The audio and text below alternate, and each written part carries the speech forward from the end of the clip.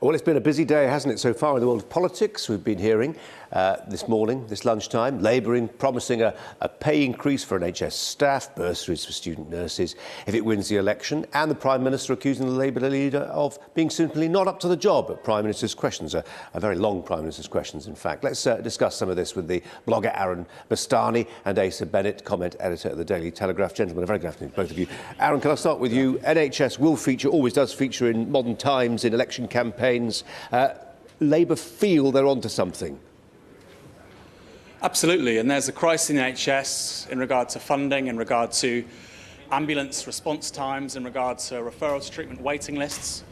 But the big part of the solution in dealing with that, addressing that, is with staff. We have a shortage of staff and we're asking too much of the staff that we do have. We need to increase the numbers of doctors by about 50%, same with nurses. But first and foremost, we need to give the people currently working in the NHS a better deal, better working hours, better pay, because right now they're being stretched beyond any feasible limit. And many of them are breaking.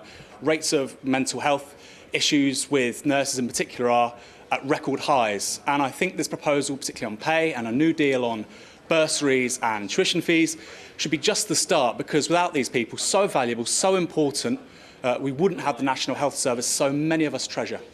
Asa Bennett, there we go. It feels like a series of sensible proposals, if you're a fan of the NHS, most people are, by Labour today. Well, no, not at all, actually, because the one thing Labour has routinely failed to answer is where is the money going to come from for these announcements. Of course, they can pick it off their magic money tree. Sure, they can promise lovely pay rises for the nurses. Fine. We all agree that nurses are, heroes and angels of the NHS, and they can promise so much more money for the service itself. But then you have to come down to this. The public just doesn't trust Labour right now. And it's easy to see, because the polls show that they would prefer Theresa May runs the NHS rather than Jeremy Corbyn. Aaron Bastani, I mean, polls are polls. OK, you can trust them as far as they go. I mean, that is nonetheless a remarkable finding, isn't it?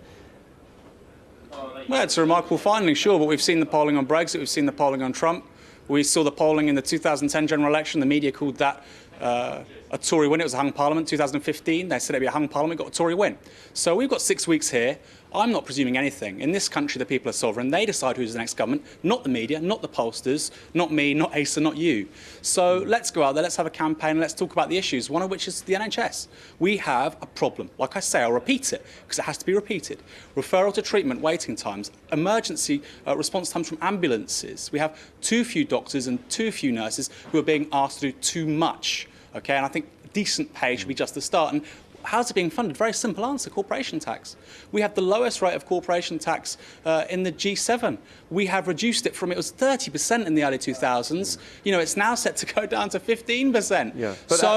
We need to have a conversation about... Governments don't reduce corporation tax. I mean, some people will characterise it thus, but generally speaking, governments don't reduce corporation tax rates to cosy up to big business, to help their friends in the city. They do it to attract more companies who then pay more corporation tax, which is the reason why today we've got figures on the deficit being at a low we haven't seen since 2007.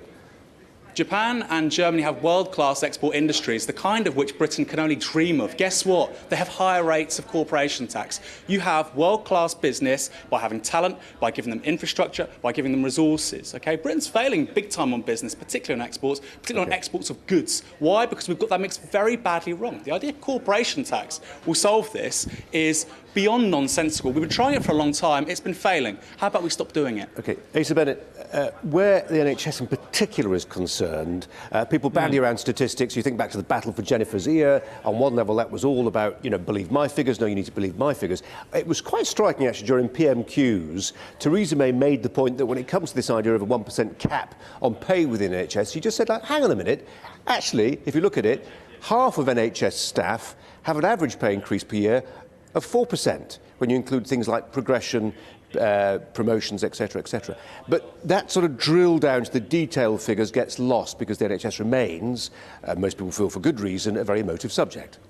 Well, absolutely. And there's all this sort of doom and gloom that's propagated by Labour about the NHS. Let's look back to the Copeland by-election, for example. Labour told the voters there that, if you were going to vote for the Tories, your children's hospital would suffer and babies would die. And instead, actually, the Tories then took the seat, and it was a historic result, in a sense. So voters just don't trust the Labour rhetoric anymore. They've heard this before, and if you look at actually some research from the King's Fund, they find that actually, and currently, under this so-called narrative of Tory cuts, even though they've kept funding a protected and rising in real terms, the patient satisfaction is higher than it was in the heydays of New Labour. OK, let's just park the NHS because, you know, it will feature most days for the remainder of this election campaign.